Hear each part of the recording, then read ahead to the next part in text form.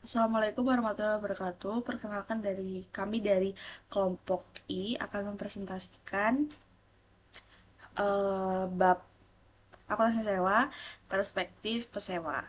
Nah, sebelum memulai pembahasan, izinkan kami untuk memperkenalkan diri. Perkenalkan saya Gilsa Puspita dengan NPM Mahir 125, ada Kenji Akamaruji dengan NPM Mahir 088, ada Muhammad Fausa Prasetyo dengan NPM Mahir 144, lalu ada Magdalena Purba dengan NPM Mahir 151. Langsung saja ke pembahasan. Di sini ada mengenai akuntansi sewa dari perspektif pesewa. Jadi pesewa merupakan pihak yang menentukan suatu jumlah pembayaran atas sewa, bukan merupakan pihak penyewa. Jadi pesewa ini akan menentukan pembayaran dengan menggunakan tarif imbalan atau tarif bunga implisit. Kemudian mempertimbangkan kemampuan pihak penyewa, menentukan lamanya masa sewa, dan menentukan status nilai sisa. Adapun klasifikasi sewa menurut pesewa. Yang pertama, sewa pembiayaan atau finance lease, dan yang kedua sewa operasi atau operation lease. Jadi untuk sewa pembiayaan harus berupa sewa yang tidak dapat dibatalkan dan setidaknya memenuhi 5 tes. Untuk memenuhi 1 dari 5 tes ini, pesewa harus menyerahkan pengendalian atas aset yang disewakan dengan porsi yang substansial kepada penyewa. Nah, apa saja sih kelima tes tersebut? Jadi, tes yang pertama adalah tes penyerahan kepemilikan.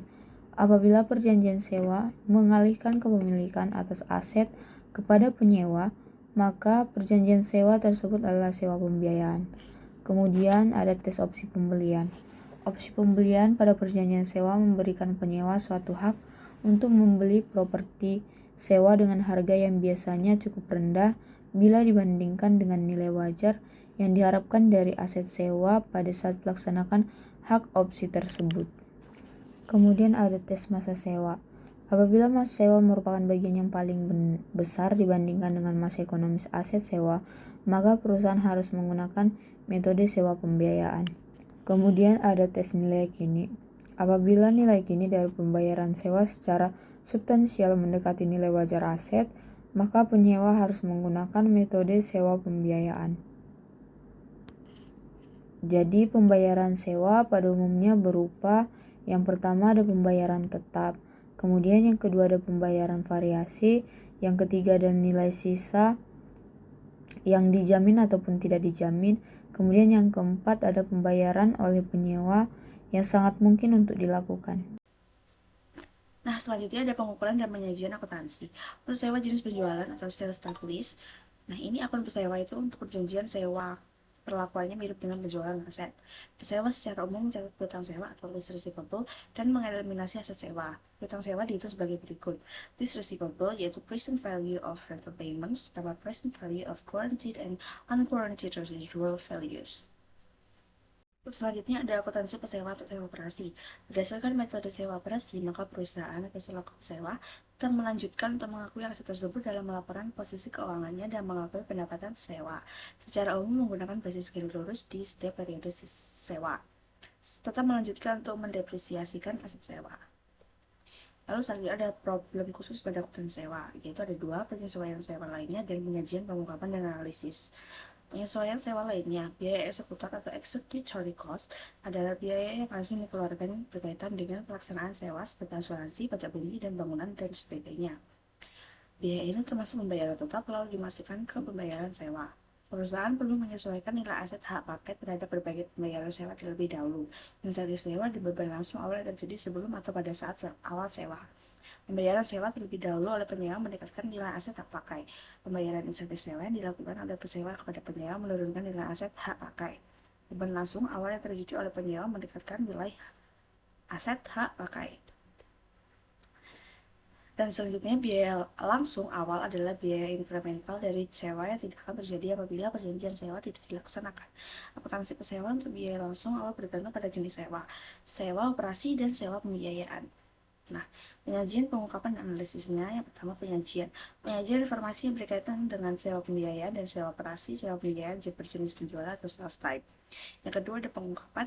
Harus mengungkapkan hal-hal kualitatif dan kuantitatif untuk membantu pengguna laporan keuangan menilai jumlah, waktu, dan ketidakpastian arus kas masa depan. Yang ketiga, ada analisis, yaitu sejumlah alat ukur keuangan yang digunakan untuk mengukur profitabilitas dan solvensi perusahaan akan berubah seperti return of assets akan turun. Selanjutnya kita akan membahas tentang sale leaseback atau jual sewa balik.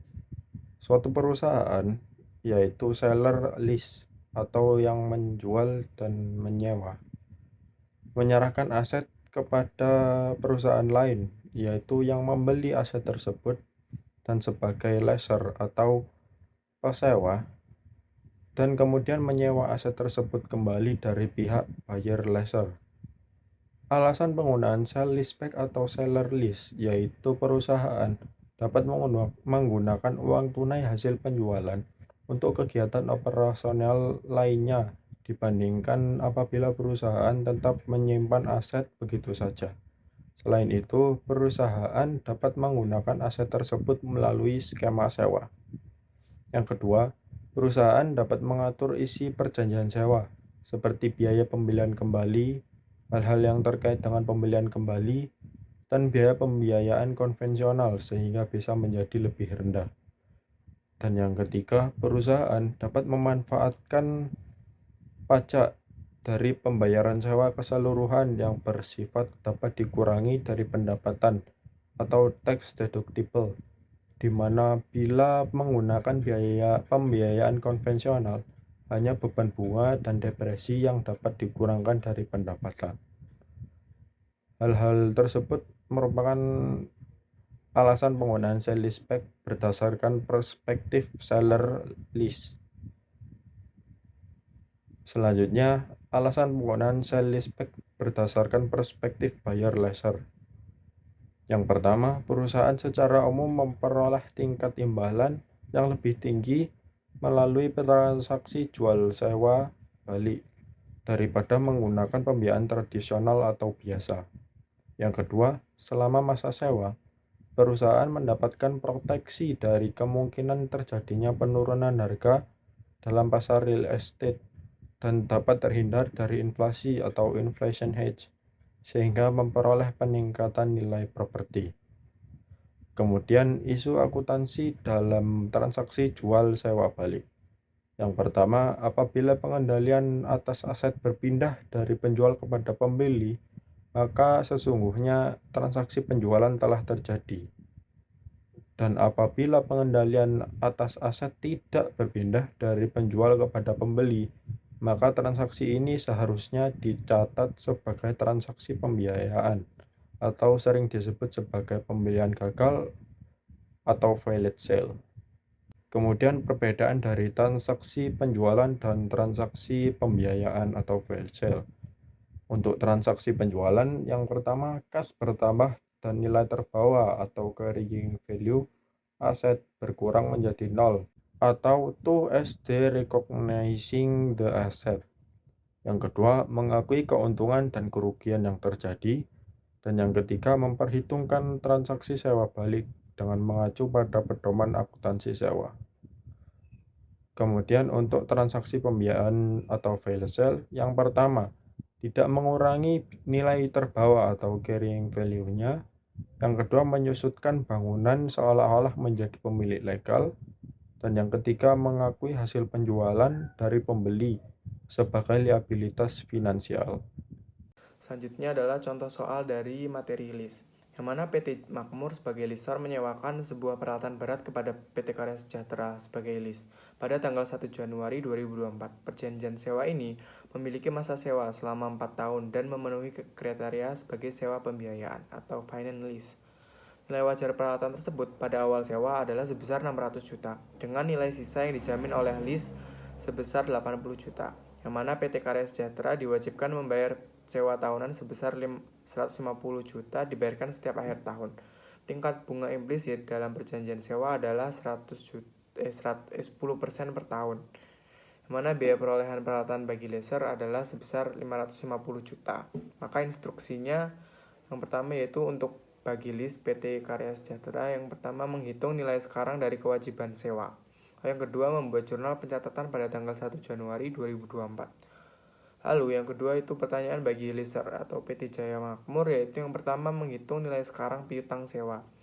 Lalu yang kedua membuat jurnal pencatatan pengakuan pendapatan bunga pada 31 Desember 2024.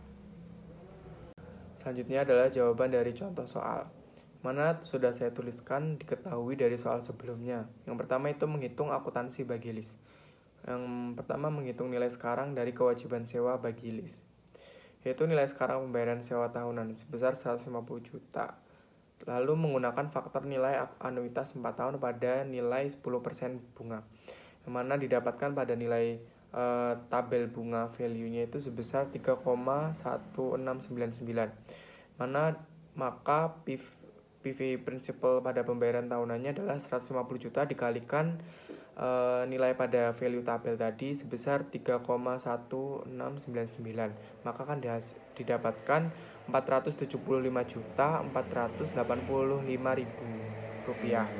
Lalu menghitung nilai sekarang atau nilai sisa dijamin yaitu telah diketahui sebesar 80 juta. Nah, untuk 80 juta ini digunakan faktor diskonto tunggal, yaitu dicari dari nilai tabel value nilai diskonto, yaitu mendapatkan hasil 0,6830. Maka diketahui PV interestnya adalah 80 dikalikan 0,6830, maka didapatkan hasil 54.640.000. Oleh karena itu total dari PV principal dan PV interestnya adalah dari 475.485.000 ditambahkan 54.640.000, maka didapatkan total kewajiban bagi list adalah 530.125.000. Lalu yang kedua yaitu membuat jurnal pencatatan pada tanggal 1 Januari 2024, yang mana diketahui dari total kewajiban sewa tadi, aset hak guna sebesar 530.125.000 pada kewajiban sewa sebesar 530.125.000. Selanjutnya adalah akuntansi bagi lister. Yang pertama menghitung nilai sekarang piutang sewa. Nah, nilai sekarang piutang sewa ini sama dengan nilai sekarang pembayaran sewa oleh list tadi, yang mana telah diketahui sebesar 530.125.000. Lalu selanjutnya adalah tinggal menjurnal, yang mana jurnalnya pada tanggal 31 Desember untuk mencatat pengakuan pendapatan bunga. Yang mana karena telah melewati masa 1 tahun, maka pendapatan bunga dihitung dari saldo piutang sewa, yaitu sebesar 530.125.000 dikalikan bunga perjanjian sewa tadi, yaitu sebesar 10%, maka akan mendapatkan pengakuan pendapatan bunga sebesar 53.012.500. Maka jurnalnya adalah piutang sewa sebesar 53.012.500 pada pendapatan bunga sebesar 53.012.500. Selanjutnya akan dijelaskan oleh teman saya. Sekian presentasi dari kami, tidak ada kurang dan lebihnya kami mohon maaf. Wassalamualaikum warahmatullahi wabarakatuh.